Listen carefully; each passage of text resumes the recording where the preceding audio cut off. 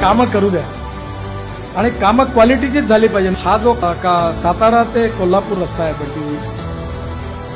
पण येणाऱ्या काळामध्ये हा रस्ता 100% परफेक्ट होईल आणि या रस्त्यावर तुमच्या सगळ्या अडचणी दूर होतील। हा रस्ता व्यवस्थित बांधला जाईल आणि हा कधीच पुरात बुडणार नाही आणि लोकांना त्रास होणार नाही याची भीती।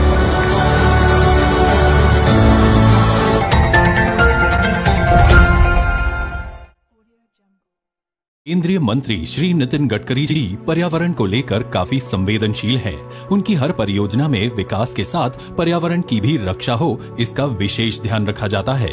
उन्हीं की सूचना अनुसार ग्लोबल वार्मिंग तथा प्रदूषण को कम करने हेतु पिछले साल से नागपुर शहर में वृक्षारोपण का काम काफी तेजी से चल रहा है। नागपुर शहर के सौंदर्यीकरण को बढ़ावा देने वाली एवं पर्यावरण का संतुलन रखने वाली ये परियोजना केंद्रीय मंत्री श्री नितिन गडकरी जी की सुदूर दृष्टि का तथा पर्यावरण के प्रति सजगता का जीता जागता उदाहरण है। PWD द्वारा वित्त पोषित इस परियोजना के सलाहकार प्रसिद्ध वनस्पति शास्त्रज्ञ श्री दिलीप चिंचमलातपुरे हैं तथा इसे RPS infra projects private limited company द्वारा कार्यान्वित किया जा रहा है। आइए जानते हैं इस परियोजना की विशेषताओं को। नागपुर शहर में सड़कों के दो तरफा तथा विभाजकों पर तरह तरह के पेड़ों का रोपण किया जा रहा है। सड़क विभाजकों पर ये रोपण 3 स्तरों पर किया जा रहा है। पहला स्तर 2 फीट की ऊंचाई पर है जिसमें बोगनवेलिया के कॉन्ट्रास्ट रंग के पौधे लगाए गए हैं। दूसरा स्तर जो 4 फीट पर है उसमें अलग रंग के फूलों वाले पौधे हैं। तीसरा तथा अंतिम स्तर लगभग 8 से 10 फीट ऊंचाई पर है जिसमें देसी पेड़ लगाए गए हैं। इन पौधों का चयन वनस्पति वैज्ञानिकों से इस प्रकार किया गया है कि बारी बारी से इनके फूलों की बहार पूरे साल तक खिली रहे और पूरे वर्ष हर मौसम में इनका सौंदर्य अपनी चरम सीमा पर रहे। इस लहलहाती हरियाली और हरदम खिले रंग बिरंगी फूलों का विहंगम दृश्य देख यात्रियों की मनोवृत्ति उल्लास से युक्त रहेगी और सफर की थकान कम करेगी।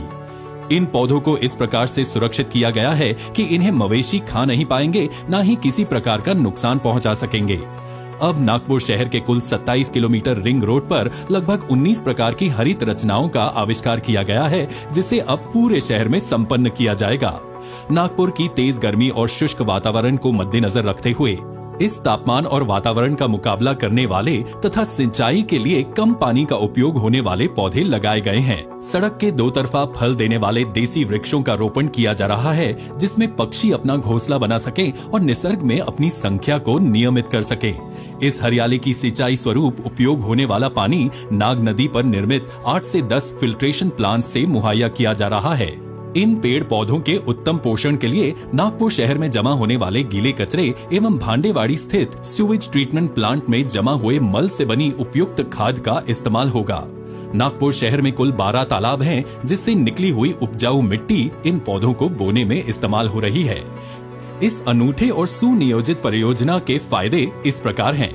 सड़क विभाजक पर बनी 3 स्तर वाली हरियाली से विभाजक पर एक हरी दीवार सी बन जाएगी जिससे सामने की ओर से आने वाले वाहन की रोशनी सीधे आंखों में आने से रुक जाएगी जिससे दुर्घटना की मात्रा कम होगी। साथ ही गतिमान वाहनों से पैदा होती धूल मिट्टी सड़क की दूसरी तरफ जाने से प्रतिबंधित होगी। पूरे शहर में अलग अलग 150 से 175 किस्म के पौधे लगाए जा रहे हैं जिससे वनस्पति विज्ञान के छात्रों को अपने वानस्पतिक भ्रमण अभ्यास हेतु किसी अन्य शहरों में जाने की जरूरत नहीं पड़ेगी। सड़क विभाजक जहां खत्म होते हैं वहां 150 फीट तक कोई वृक्ष नहीं बल्कि सिर्फ हरे दूरवा क्षेत्र होंगे जिससे वाहनों को मोड़ते वक्त होने वाले दुर्घटनाओं का खतरा लगभग टल ही जाएगा। वृक्षारोपण से नागपुर के जल के स्रोत समृद्ध होंगे तथा ओजोन परत सुरक्षित रहेगी।